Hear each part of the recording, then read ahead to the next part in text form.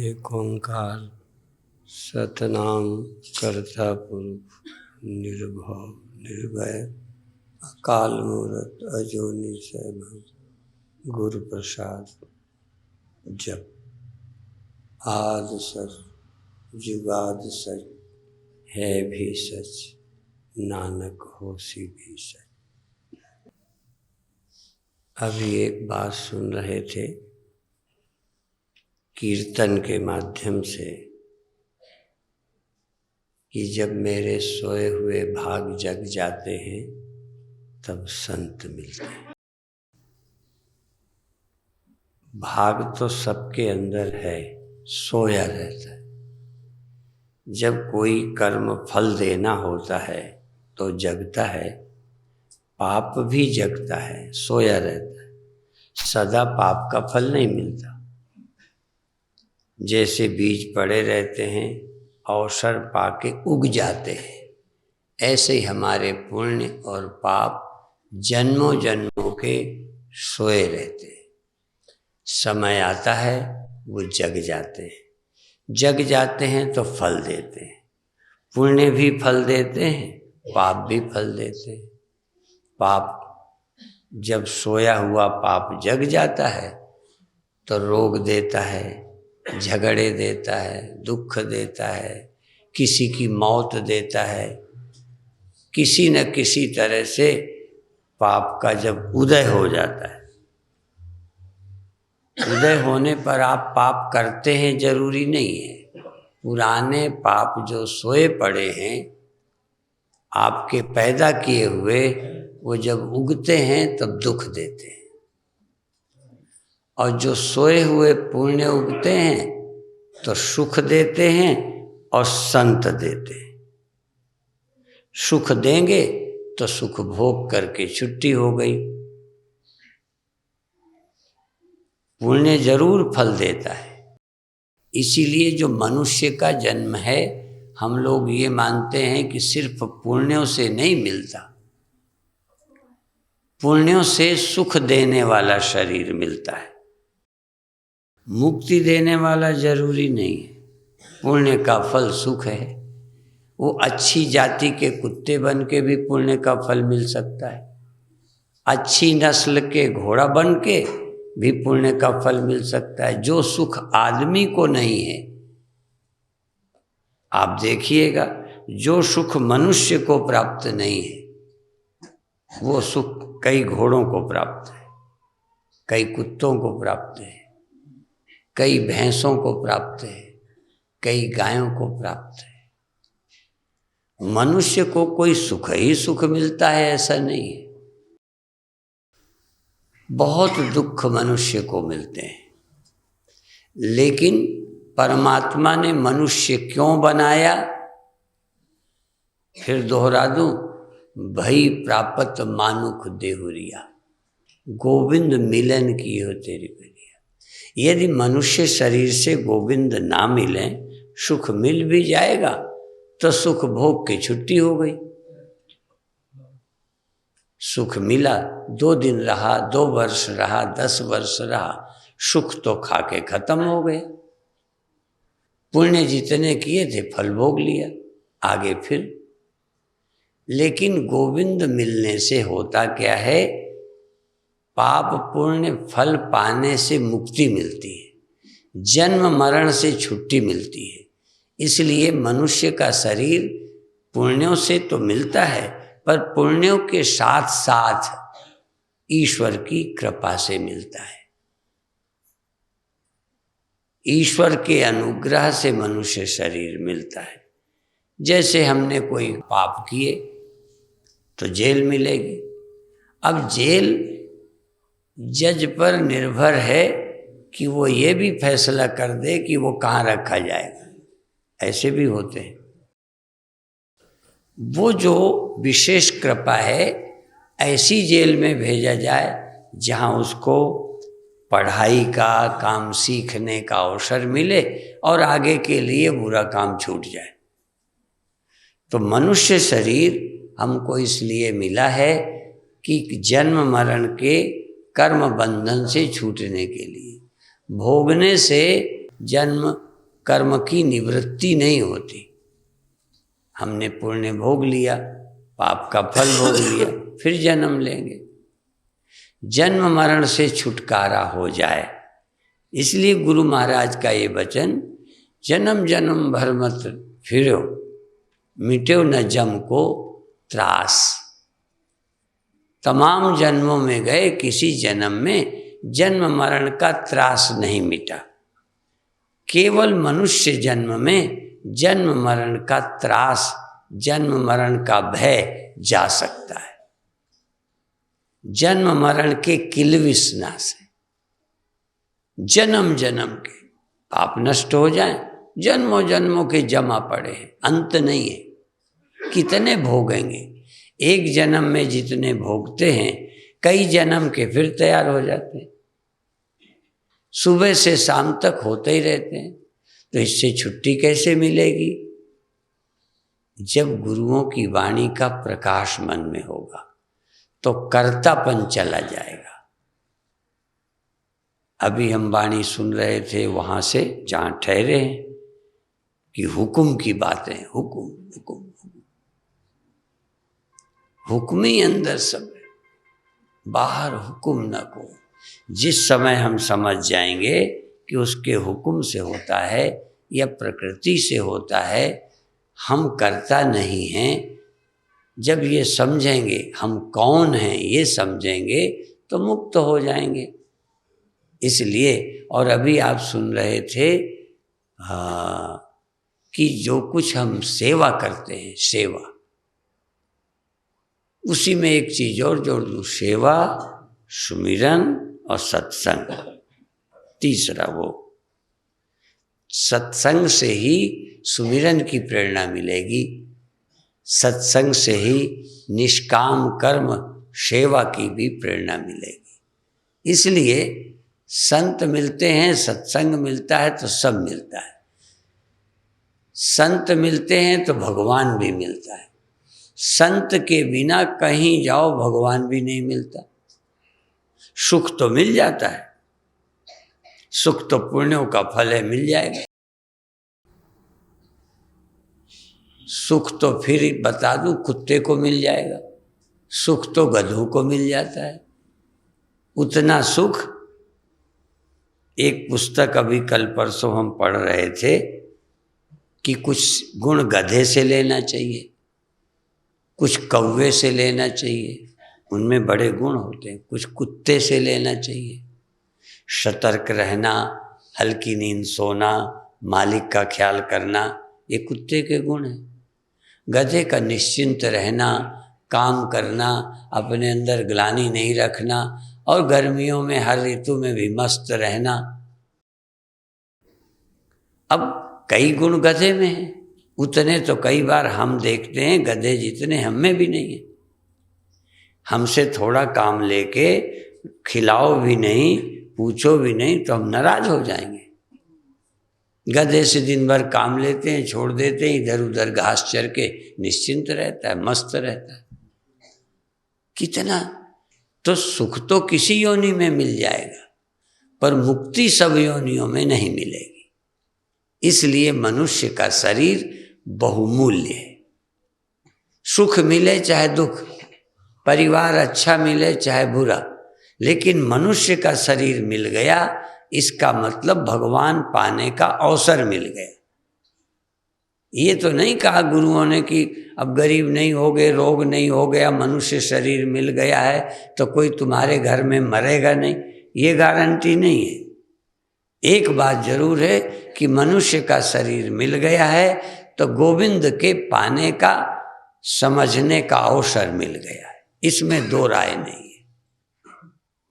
अब उस अवसर का हम उपयोग करें या न करें तो दूसरी बात है कि मनुष्य शरीर में भी सोया हुआ भाग्य जब जाग जाता है तब संत मिल जाते हैं।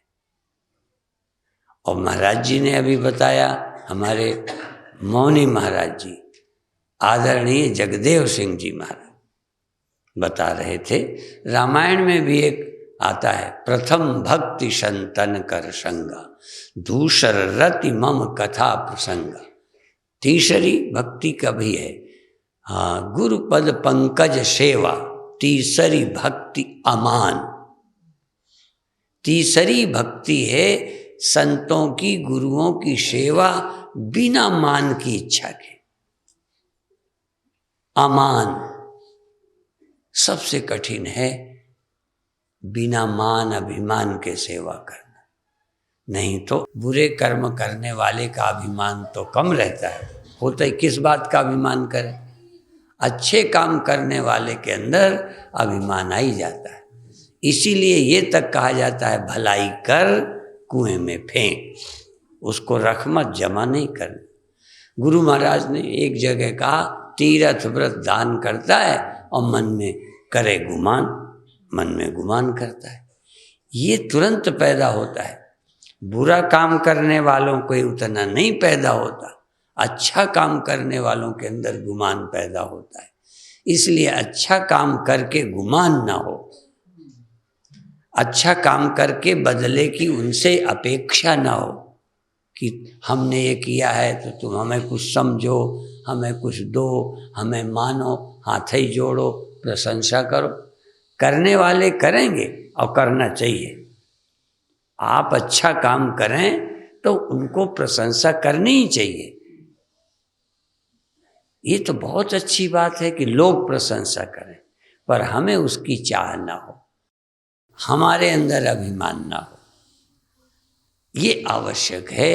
उससे क्या होगा, चित्त शुद्ध होगा। चित्त शुद्ध होता है तो कबीर साहब की वाणी के अनुसार निर्मल मन, ये रामायण का है, निर्मल मन जन सो मोहि पावा, मोहि कपट छल छिद्र न भावा। मन ऐसो निर्मल भयो, जैसे गंगा नीर, पाछे पाछे हरि फिरे, कहत कबीर कबीर। निर्मल मन होते ही परमात्मा पीछे फिरता है, मिलता है हम। और इसी तरह मुक्ति, भक्ति हो, प्रेम हो तो मुक्ति तुम्हारा पीछा करेगी। जैसे गाय का बछड़ा गाय का पीछा करता है, उसका बच्चा उसी के पीछे। तो यहाँ कर्मों के लिए भी आता है, जिसका कर्म है पुण्य या पाप, जिसका कर्म है वो उसी का पीछा करता है, चला जाता है। तुम चाह जहाँ जाओ, कर्म तुम्हारे पीछे लगा चला जाए, अगले जन्मों में भी जाएगा। पहले जन्मों का इस जन्म तक आया है, वो पीछे पड़ जाता है, वो पीछा उसी का छोड़ता है। हमारे गुरुओं ने भी कहा, जन्म मरण का और यम के धर्मराज अब काय करेगो, जब फाट्यो सगरो लेखा। अब संतों में, गुरुओं में ये क्षमता है कि आपका कागज ही फाड़ के फेंक दें, लिखा पढ़ी वाला। कितनी ऊंची बात है ये, और ये सच्चाई है। यदि उनकी वाणी को ठीक से कोई सुन ले तो आपका जन्म कर्म का हिसाब फाड़ के फेंक दें, यमराज क्या करेगा। कई लोग, पता चल जाए कि CID छापा मारने वाले हैं तो लोग बही खाता ही जला देते हैं, फेंक देते हैं। हिसाब नहीं मिलेगा तो क्या करो, कुछ हिसाब मिलेगा तो पकड़े जाओगे। और सच्चाई ये है कि हम करता न रहें, करता न रहें। क्या करें, पहले पहचाने हम कौन हैं।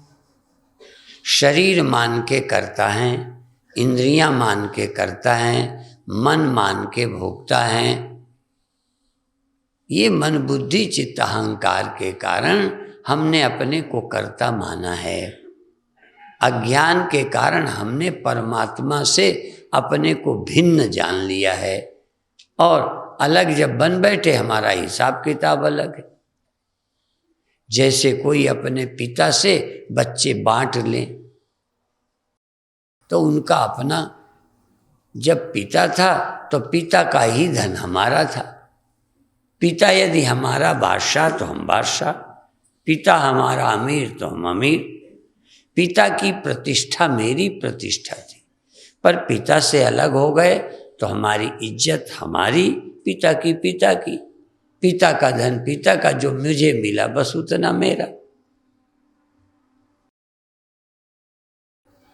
अब पिता का कुछ भी मेरे पास नहीं, जन्म मरण पिता का नहीं होता, मेरा है। परमात्मा व्यापक है, हम सीमित हैं। परमात्मा सदा अलेप है, हम लिप्त हैं। हम ठीक उल्टे हो गए। हम सदा अलेप हो सकते हैं, परमात्मा तो अलेप है। काहे रे बन खोजन जाई, सर्वनिवासी सदा अलेपा, तो ही संग समाई। हमारे अंदर सदा अलेप रहने वाला परमात्मा है। पर हमसे कोई पूछे, हम काम क्रोध दुख सुख से लिप्त हैं, कर्तापन से लिप्त हैं, भोग में फंसे हैं। सुख और दुख दोनों, हमने दिन की सभा में कहा था, भोग सुखई का नाम नहीं है। ज़्यादातर जब हम कहते हैं भोगों में फंसे हैं तो लोग अर्थ निकालते हैं सुख में फंसे। जिनको हम भोगना चाहते हैं उसमें हम फंसे हैं, पर जब ग्रंथ कहते हैं भोगों में फंसे हैं तो हम कहेंगे दुख में भी फंसे। और फंसे का पता तो उसी में चलता है जिसमें हमें पसंद नहीं, छूटना भी चाहते हैं छूट नहीं पाते, तब पता चलता है फंसे। सुख में तो लोगों को फंसे का पता ही नहीं चलता। आनंद में कोई फंसा नहीं मानता।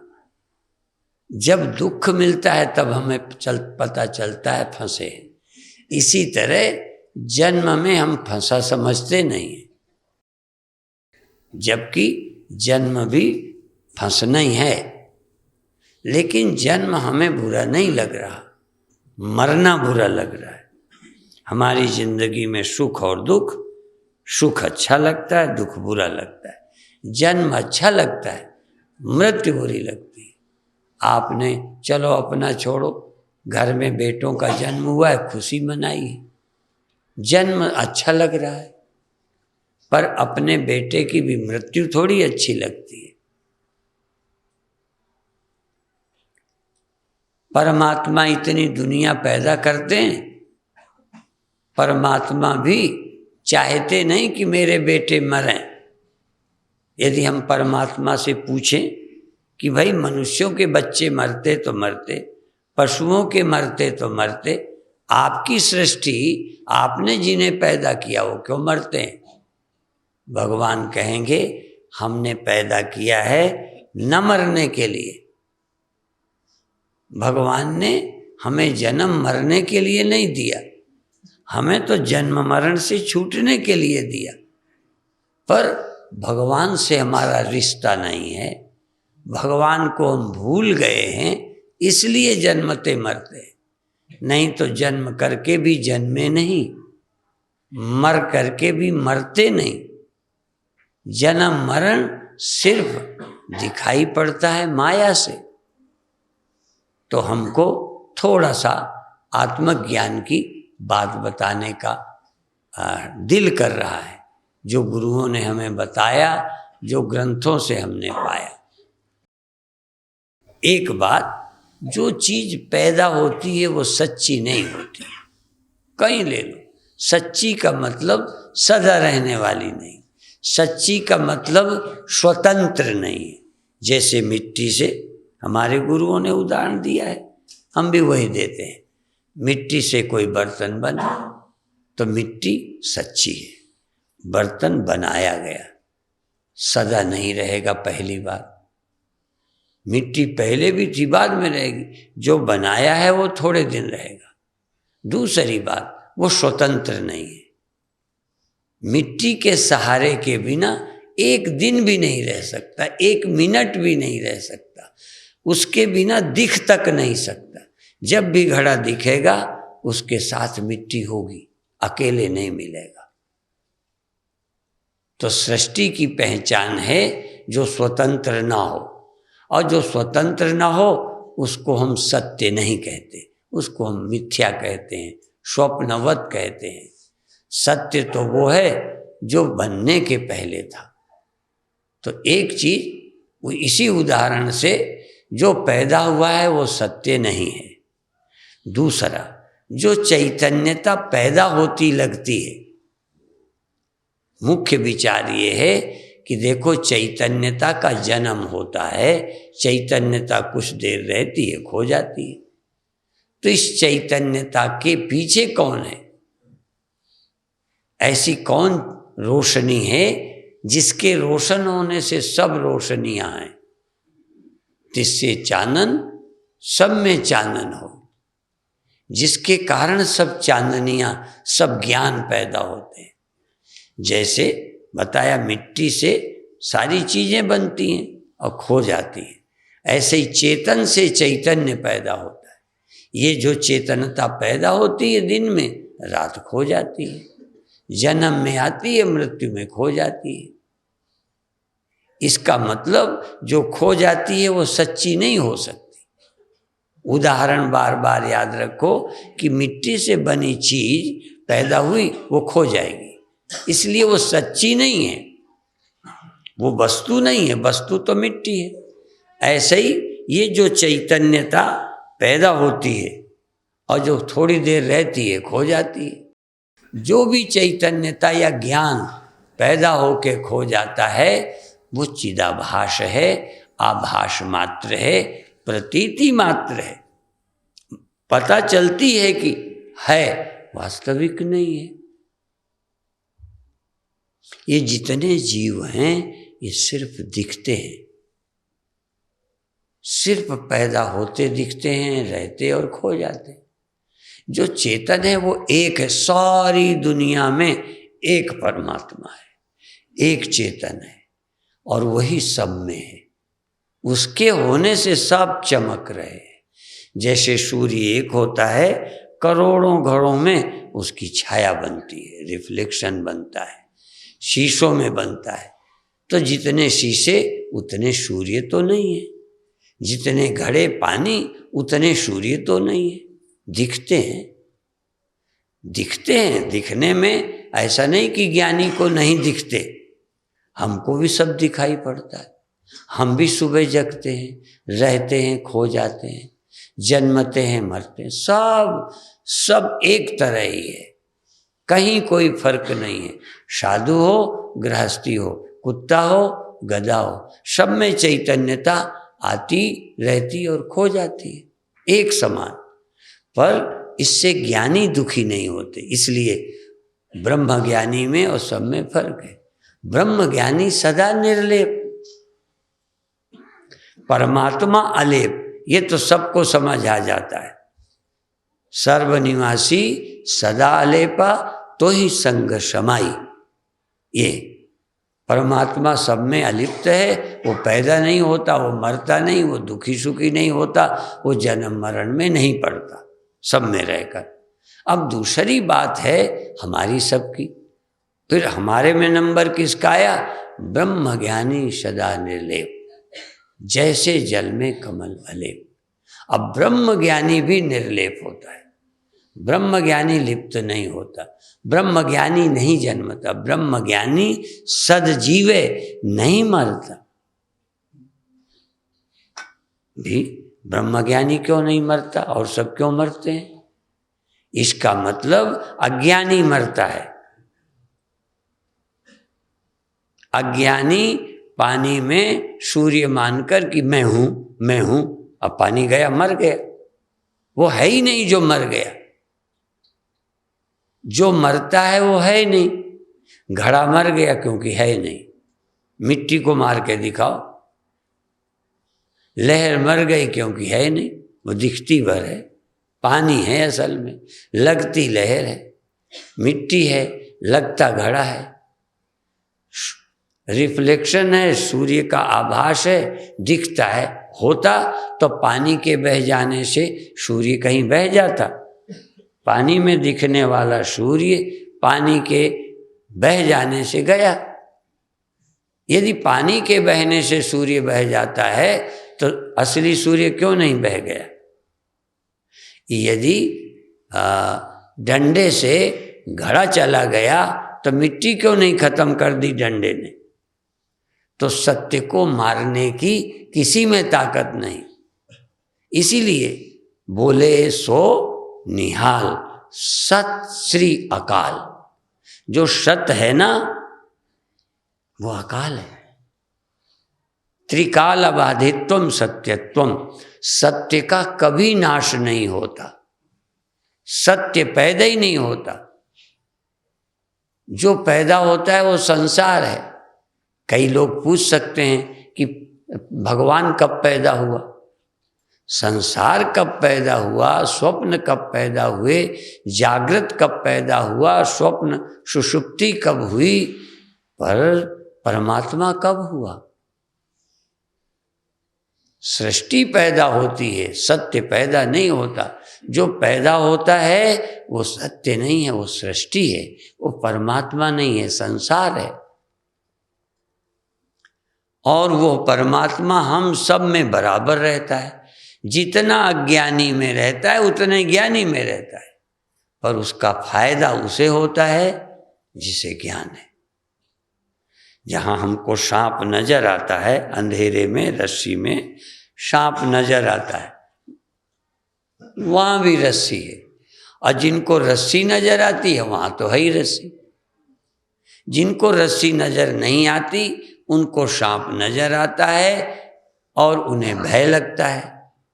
रस्सी है वहाँ, नजर नहीं आती। ऐसे ही सब जहाँ ब्रह्म ज्ञान नहीं है तहाँ भी आत्मा आलेप है।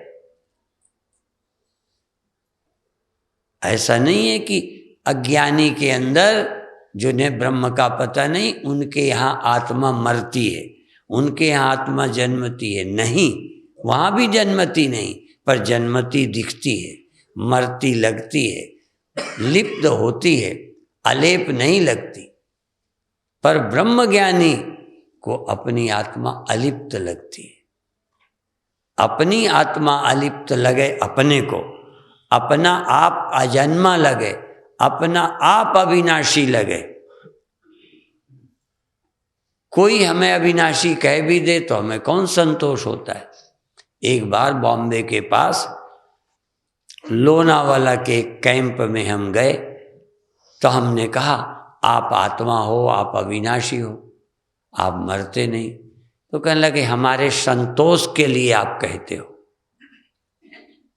ये साइकोलॉजिकल है, आप हमारे मन को राहत देते हो कि जिससे हम डरें नहीं, पर सच्चाई नहीं है वो कहता।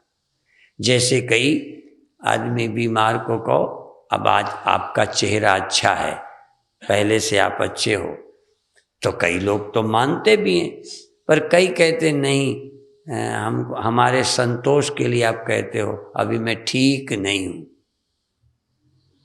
तो कई बार ग्रंथों की बात को लोग साइकोलॉजी, मनोविज्ञान मानते हैं।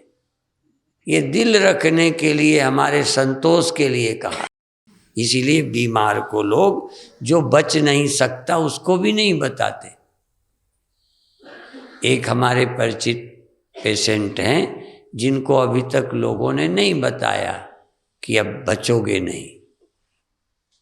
अभी कल परसों फोन आया कि आप एक बार दर्शन दे जाओ। अब उनको क्यों नहीं बताते, वो घबराएगा, तो ना घबराए। अब दूसरी बात है कि मरेगा तो सचमुच नहीं, कोई जब मरता नहीं तो वो भी नहीं मरेगा, मरता तो कोई नहीं। स्वप्न में जो अपने को मरा देखते हैं वो भी नहीं मरते, जागते हैं, बचा पाते हैं। हम यदि अपने को मरता देखते हैं तब हम सुखी तो नहीं हो सकते। अपने को मरना देखने वाले दुखी होते हैं, मरते नहीं। इसलिए जन्म मरण दुख जाए, जन्म मरण का दुख जाना चाहिए, मरे या न मरे। मरने का तो जो लोग दुखी हैं वो भी नहीं मरेंगे, क्योंकि आत्मा मरती ही नहीं। वैज्ञानिक सत्य ये है, आध्यात्मिक सत्य ये है कि आत्मा मरती नहीं, लेकिन अभय भी नहीं, निश्चिंत भी नहीं। ये जन्म मरण का भय अपरोक्ष आत्मा के ज्ञान से ही जाएगा। इसलिए ब्रह्मज्ञानी सदजीवे नहीं मरता। ब्रह्मज्ञानी की बड़ी महिमा है। ब्रह्मज्ञानी सृष्टि का कर्ता। अब ये मैं पहले ऐसा नहीं मानता था। मैं गुरुदेव को, एक हमारे महात्मा थे जो कहते थे गुरुदेव महाराज की जय, बाकी अधिक संत बोलते थे गुरुदेव भगवान की जय। तो मैं उनका शिष्य था, पर फिर भी मुझे लगता था गुरुदेव भगवान कैसे हो सकते? भगवान तो सृष्टि बनाने वाला, सृष्टि का रचयिता है। हमारे गुरुदेव ने सृष्टि तो नहीं बनाई। ऐसा हम नास्तिक नहीं थे, मंत्र लिए थे, श्रद्धा थी, महान मानते थे, लेकिन उन्होंने सृष्टि रची। अब चूंकि गुरु किसको मानते थे? देह को। देह को गुरु मानते थे, वो सृष्टि रचयिता ने। धीरे धीरे समझ में आया कि गुरु देह नहीं है। धीरे धीरे समझ आया कि गुरु मन नहीं है। गुरु के पास मन है, गुरु के पास देह है, पर गुरु देह नहीं है, गुरु मन नहीं है, गुरु अहंकार नहीं है। गुरु तो ब्रह्म है, और ब्रह्म तो सृष्टि का रचयिता है। गुरुर्ब्रह्मा गुरुर्विष्णु गुरुर्देवो महेश्वरा गुरु साक्षात परब्रह्म तस्मै श्री गुरुवे नमः। अब ये श्लोक भी हम बोलते हैं, सच बात है, पर गुरु ब्रह्म है, सृष्टि उनसे हुई है। जब तक हम गुरु को व्यक्ति मानेंगे, जब तक गुरु को हम अंतःकरण मानेंगे, तब तक उनसे सृष्टि हुई है, ये बात जम नहीं सकती। उनकी तो छोड़ो, राम सृष्टि के पिता हैं, ये नहीं जमती बात। एक बार हम अमृतसर में थे, एक गुरुमुख परिवार में बच्चे का जन्म हुआ था, हमको भी बुलाया था, पर उस दिन संपूर्ण रामायण पिक्चर उन्होंने घर में लगा रखा था। तो हम देख रहे थे, उसमें लिखा था, दिखाया था कि राम सबके पिता है। अब ये तो आज की बात हो गई। कल दूसरे घर हमारा निमंत्रण था। उस निमंत्रण में गए तो माँ ने, उस घर की माता ने पूछा, महाराज कल हमारे बच्चे ने हमसे पूछा कि रामायण, संपूर्ण रामायण में सबको के पिता राम कहा है, तो मेरे पिता तो राम नहीं है, मेरे पिता तो ये है। अब यदि ये मेरे पिता हैं तो राम सबके नहीं, और मेरे नहीं, तमाम के पिता राम नहीं है। मेरे पिता नहीं हैं और कई के पिता नहीं, उनके वो पिता हैं।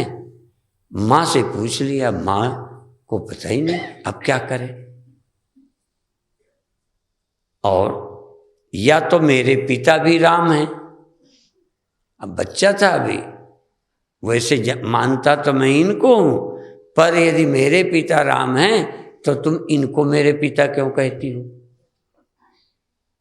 अब माँ को उत्तर नहीं आया। उस माँ ने कहा कि आप बताओ महाराज। मैंने कहा बच्चा कहाँ है? क्या वो तो पढ़ने गया है। तो हमने कहा मैं आपको क्या बताऊं, मुझे भी समझाना पड़े। मैं मानता हूं कि राम सबके पिता हैं, पर बच्चे के दिमाग में बात समझाना जरा कठिन है।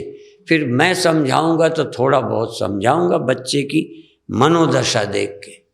बात बताने के लिए भी सुनने वाले का स्तर क्या है, हम पहले बताएंगे। राम कोई आदमी का नाम नहीं है, यद्यपि उसमें भी भगवान थे।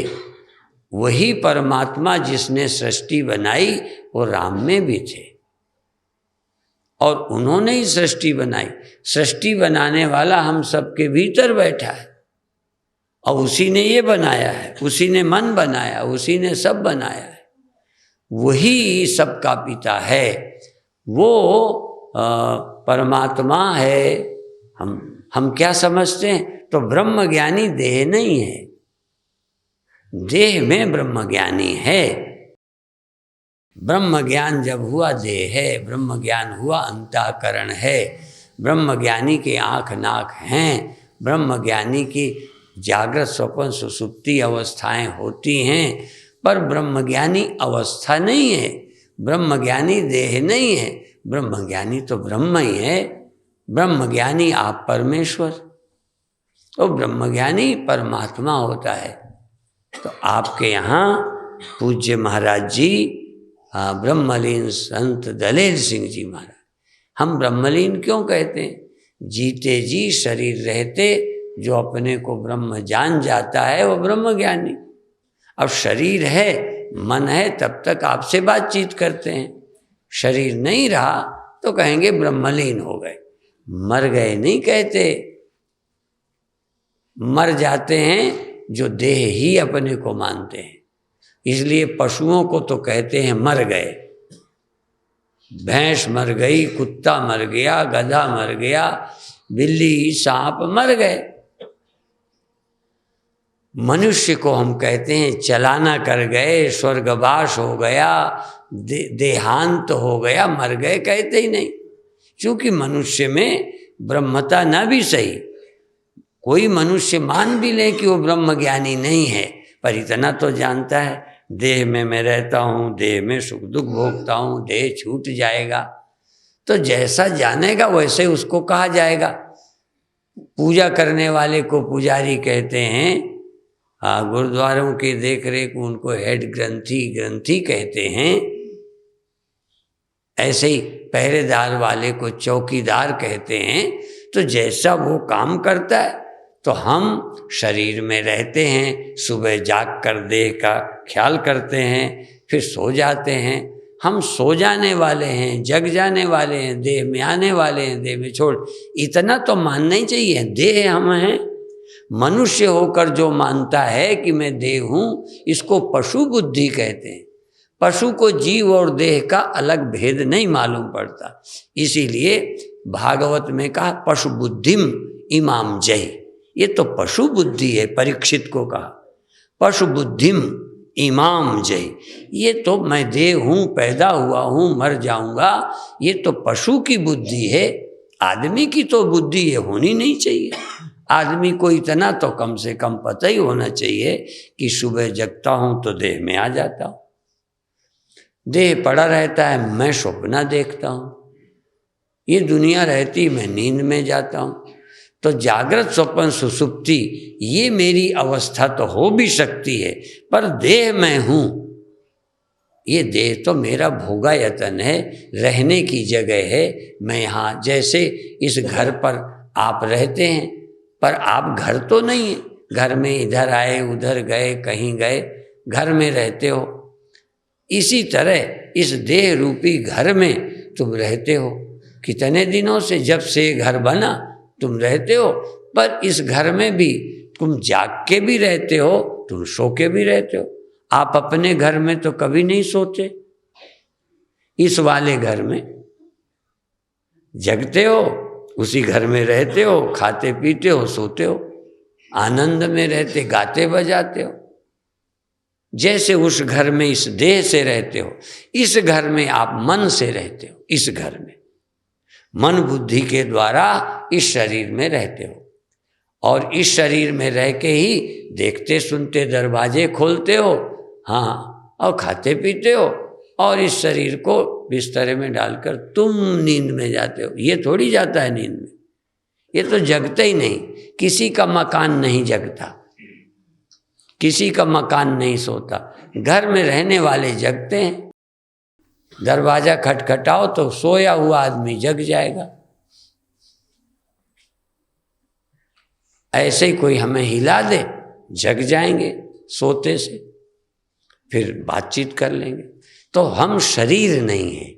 पहली बात समझो, शरीर हम नहीं हैं। शरीर हमको कर्मों से और ईश्वर की कृपा से मिला है, और इसमें बने रहने के लिए नहीं मिला। ये मकान तो आपको आपके जीवन भर के लिए मिला है। पर ये मकान, ये देह हमें मिला है, सदा रहने के लिए नहीं मिला, इसको छोड़ना ही पड़ेगा। ऐसा कोई व्यक्ति नहीं है जो इस शरीर में सदा रहे। हम लोग साधु बन गए, घर बार छोड़ा भगवान के लिए, पर भगवान ने हमारे साथ भी रियायत नहीं की, हमें देह छोड़ना पड़ेगा। और शरीर पुराना भी होगा, शरीर की अपनी नेचर है, पर इसमें रहो आनंद से, जाग के काम लो, फिर छोड़कर जाओ। अब ये जीवाध्यास, देहाध्यास, अधिकतर लोग देह को मैं मानते हैं, जो सत्संगी हैं, धर्मात्मा हैं, कोई धर्म को मानने वाले, वो लोग अपने को जीव मानते हैं। सब मजहब वाले जीव मानते हैं, मुसलमान जीव मानते, ईसाई अपने को जीव मानते, सिख, आर्य समाजी, जैनी सब अपने को जीव मानते, इस देह में रहते और देह में दुख मिलते हैं ये भी मानते हैं, इसलिए सुखी होने के लिए मुक्ति की कोशिश करते हैं। ये हम सब लोगों की एक बात है। पर ये वेदांत क्या कहता है, वो अध्यात्म क्या कहता है, जीव भी मेरा स्वरूप नहीं है, जीव तो मेरी केवल प्रतीति है। माया में छाया पड़ती है अंतःकरण में, तो जो साक्षी है, जो आत्मा है, जो अलेप है, वो अंतःकरण में लिप्त होता मालूम पड़ता है, इसलिए कर्ता मान लेता है, भोक्ता मान लेता है।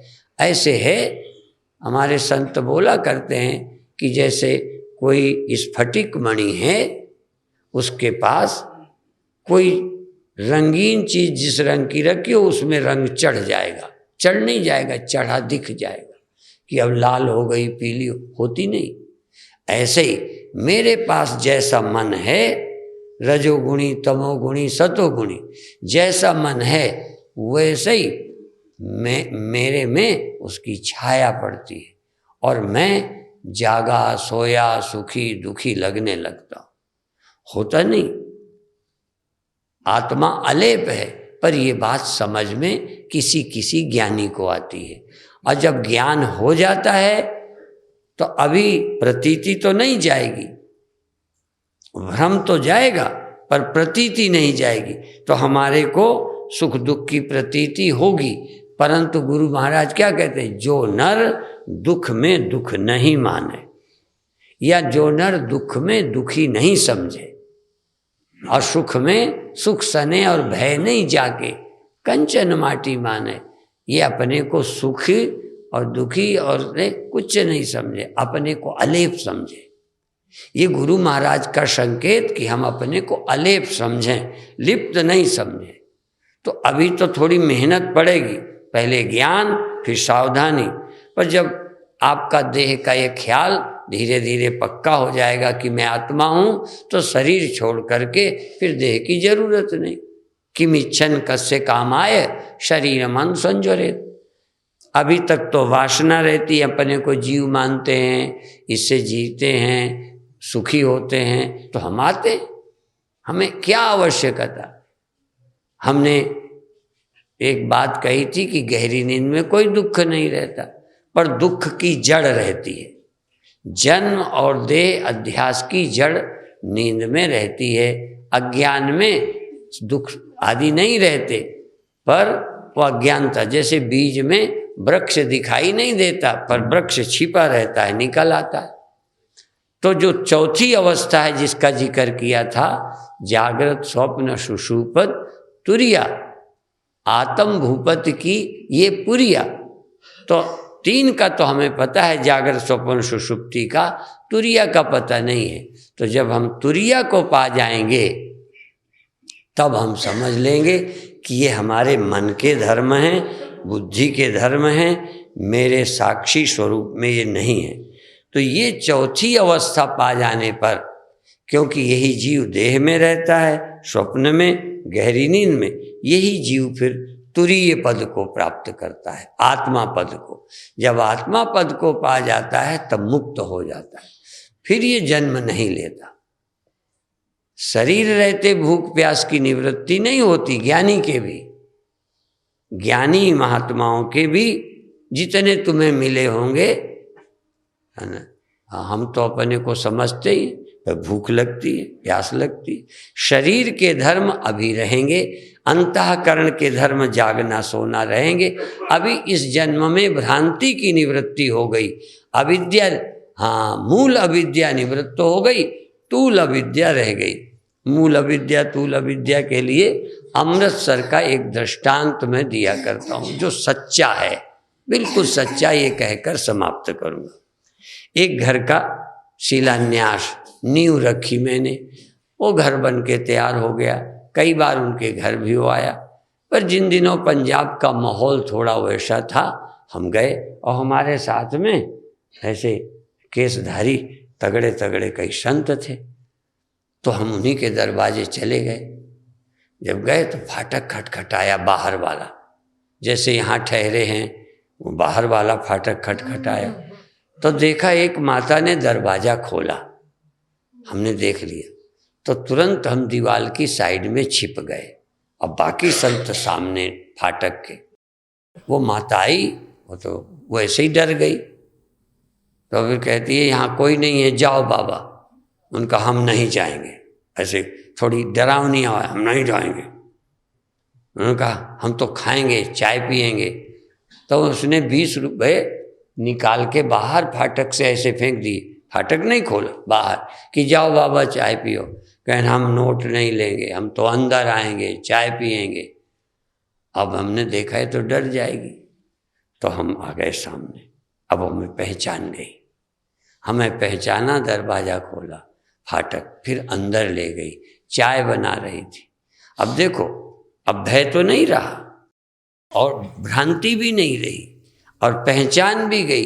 अब पहले अज्ञान से भय हुआ, अज्ञान से डर पैदा हो गया, अब डर नहीं रहा। लेकिन वो कहती आधा घंटे तक चाय बनाई, हमें चाय दी, संतों को दी, फिर कहती थी कि अभी दिल की धड़कन बंद नहीं हुई।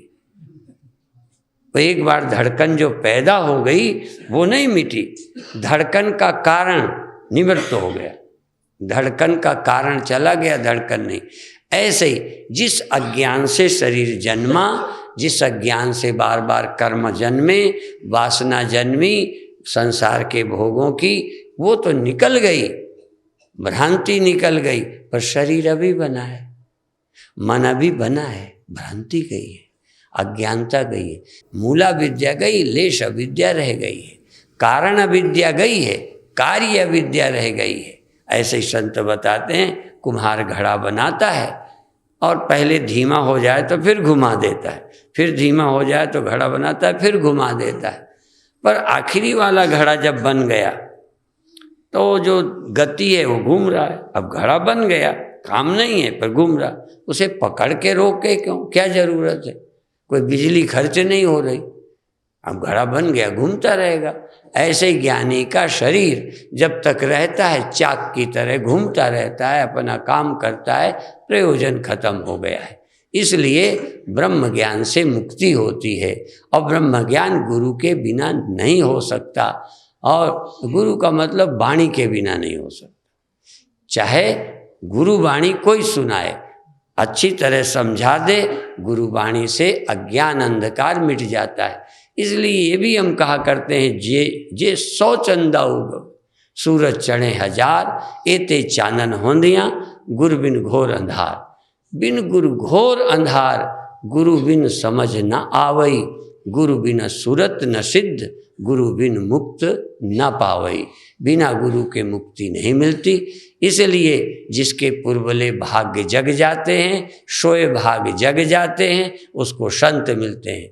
संत मिलते हैं, देखो ईश्वर की कृपा से जन्म मिलता है, ईश्वर की कृपा से संत मिलते हैं, और संत की दया हो जाए। अभी सुना रहे थे, संत हुए दयाल, अभी गुरु हुए दयाल।